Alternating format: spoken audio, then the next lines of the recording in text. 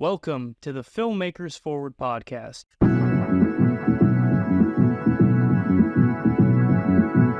Hello, this is the Filmmakers Forward podcast. I am Kevin Lam. I'm Christian Medina. I'm Iam Gregory. Yeah, and today we're going to be talking about filmmaking tips for up-and-coming filmmakers or just independent filmmakers in general. I myself have not been here in a while, but that's because I was working on another shoot outside of our independent group. I was doing commercials. I was doing some shorts, but I guess a bigger one would be that I did a commercial. I won't say for what company because I think I signed an NDA about it. But point is, all that is coming into this group. Whatever I learn out there, I try to bring in here as much as possible. So to get the conversation started, that's actually a good way for most people who are doing independent filmmaking to get started. Go ahead, go join background, go do something with a big studio so you can get a feel of what it's like. So you can understand the positions that the crew members have, the positions that you have as a background performer, because you're not just in the back No, you're obviously moving around like, oh, background, do the wave your freaking hands, and stuff like that. And it plays a big role in a film because there's some films where you see the background performers and they're just like, there's no energy, and it kind of brings down the tone of the scene or whatever. But yeah, go out there, experience what you can, even if you're not at a principal role, if you're not a supporting role. It's a good way to get an understanding of what the industry is like. Would you like to add on to something like that? Unfortunately, I can't because I have not done stuff outside of the group, which is something I desperately need to do so I can get that kind of experience. But I have been doing a lot of school lately.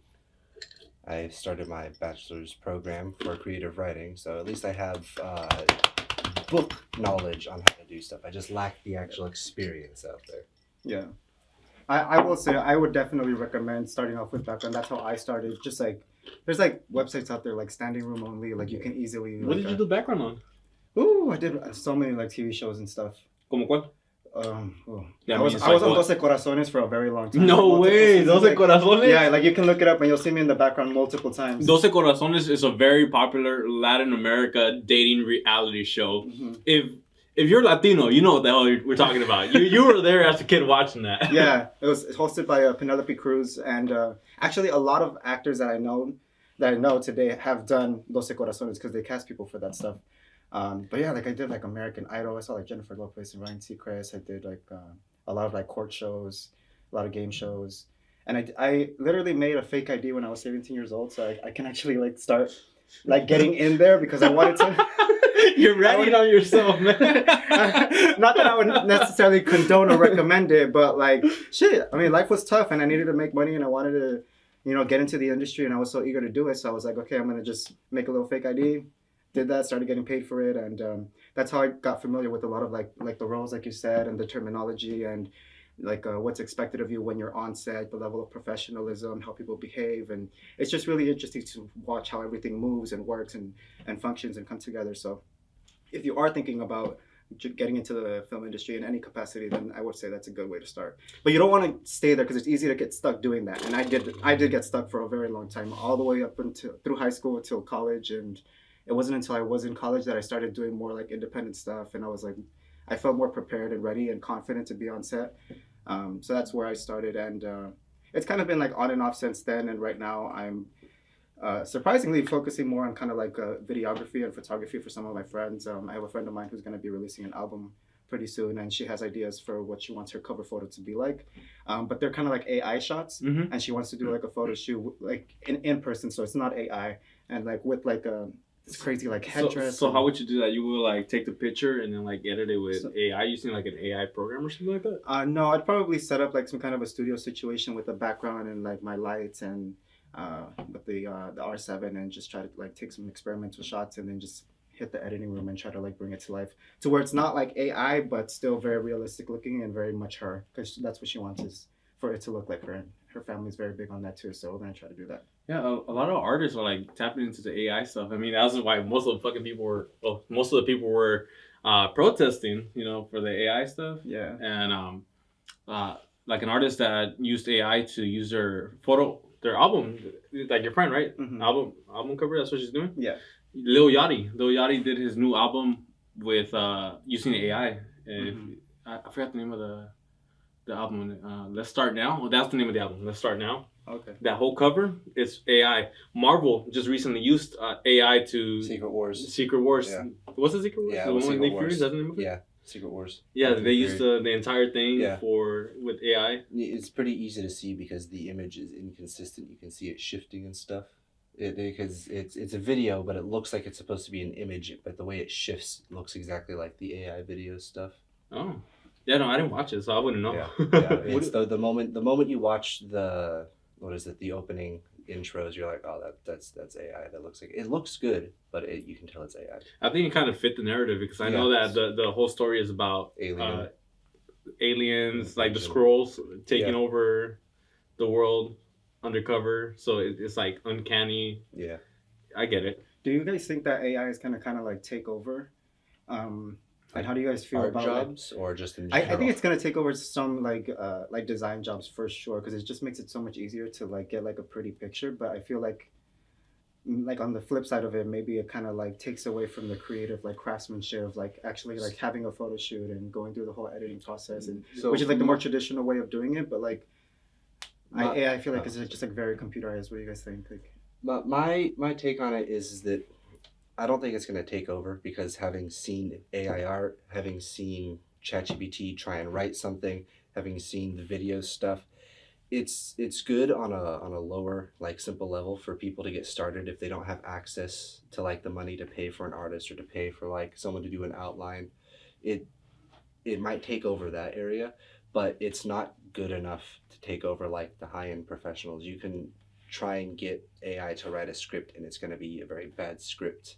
You can get it to do a photo and it might look really good in certain parts, but the moment you look too deep into the photo, you're like, oh wait, there's like just inconsistencies all over the place. So yeah, I think with the continuous use of AI, it's only a matter of time before it becomes overly saturated like anything else. And eventually people are going to be like, man, what the fuck is this shit? I don't want to watch this. It's the same thing over and over. Like, give me something new. It's like watching a Marvel show. Like, I've seen this shit 100 times. Why am I watching this again?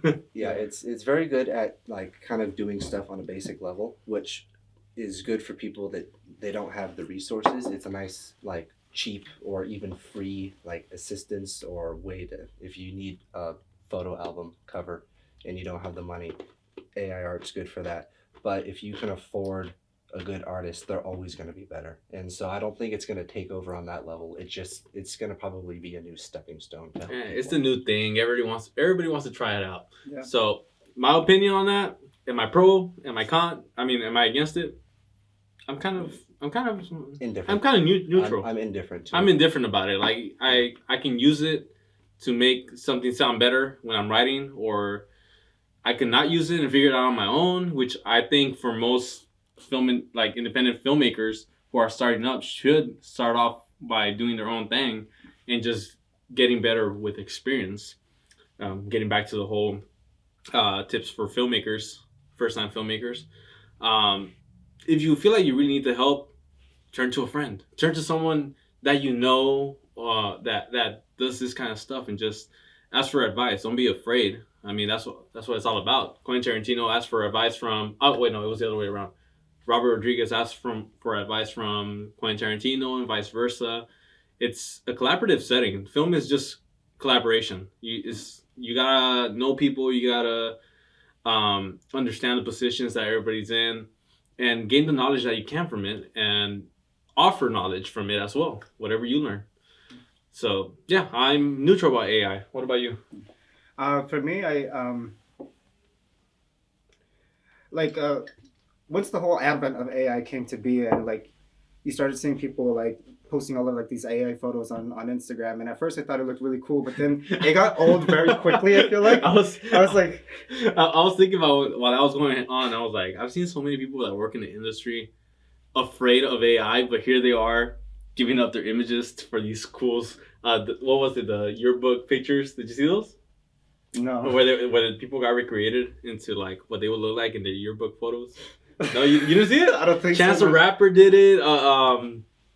a whole bunch of other people did it, like other celebrities, and I'm like, you guys were worried about AI taking over, and here you guys are voluntarily giving your fucking information and image to a computer program. That's funny. Why are you guys even striking at this point? I think overall it's fun, but I do think that eventually it's gonna kind of like die out and get old, and eventually people will kind of look down on it. I think simply because of the reason that it's so simple, and it's become so easy to like create AI. But yeah, it just kind of like, I don't know, it just kind of lacks like artistic merit in my opinion. 'Cause I just really like the effort and the craftsmanship and the creativity that goes into editing something, and you know, so Yeah, coming up with it by the top of your head and stuff like that. Yeah, I do appreciate that. I think it brings in more merit, more value to it. yeah.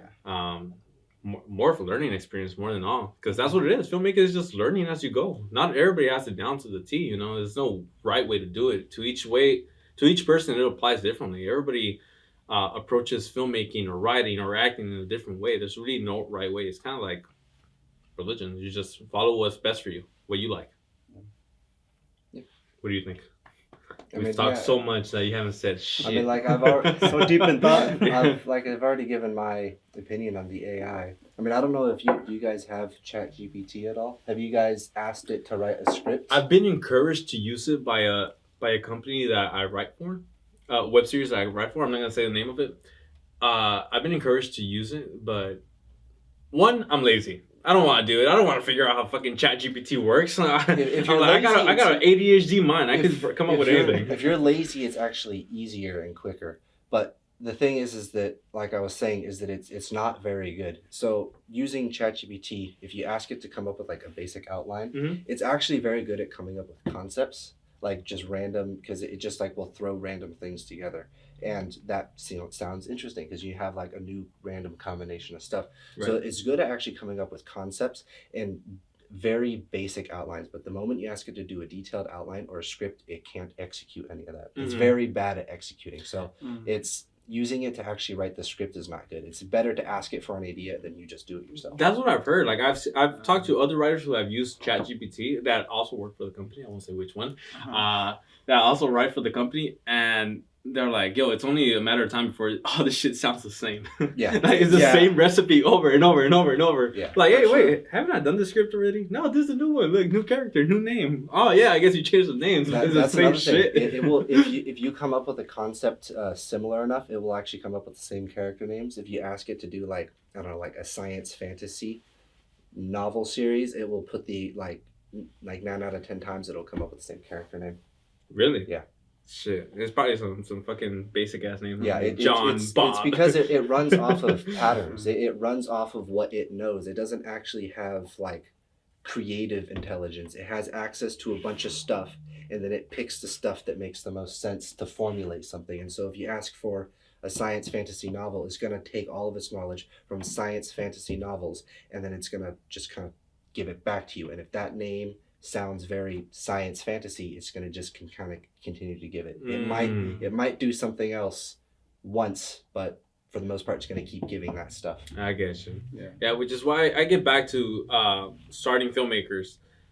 Turn to a peer. It's a tale as old as time. When I was in middle school, when I was in elementary, have someone correct your paper. Have your partner, have the person sitting next to you correct your paper. It's the easiest thing. They can bring in their own input from their own experiences that make you realize like, oh shit, that makes my story look so much better. I would have never thought about that in a million years.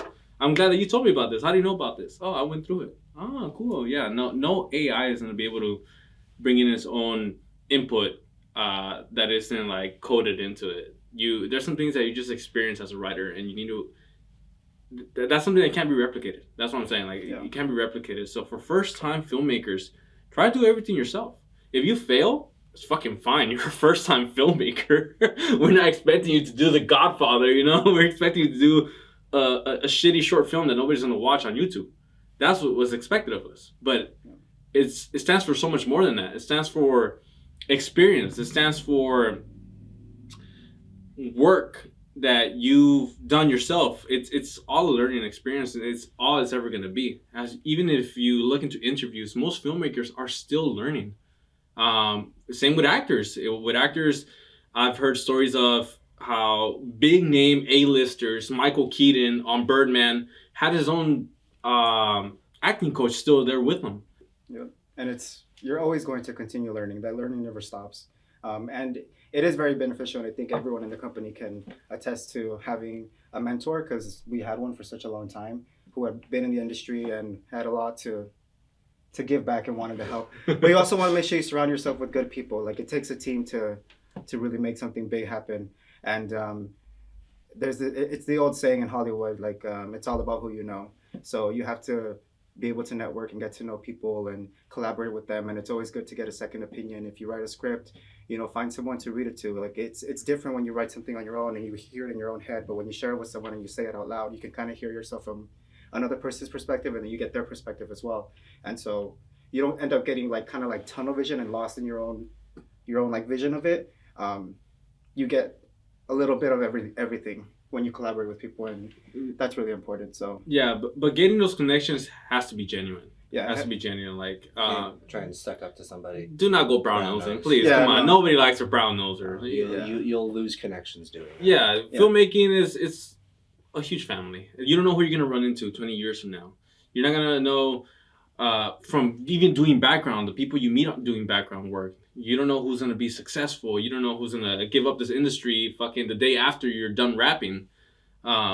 So it's better to just make those genuine connections and talk with these people, get to really know them and learn from them so they can learn from you. Be genuine, be yourself, and people will pick up on that. And if you're trying to kind of climb the social ladder, people are not dumb, like they can pick up on that stuff. They're gonna see that shit. Yeah, they'll see it. You don't want to be labeled as that.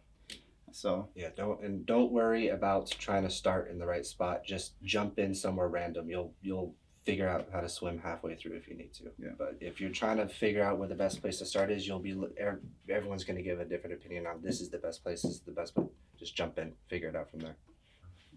And there you go. You're welcome. Thank you guys for listening, and we'll catch you guys next time. Hopefully you guys like what you heard today, because there's plenty more of that.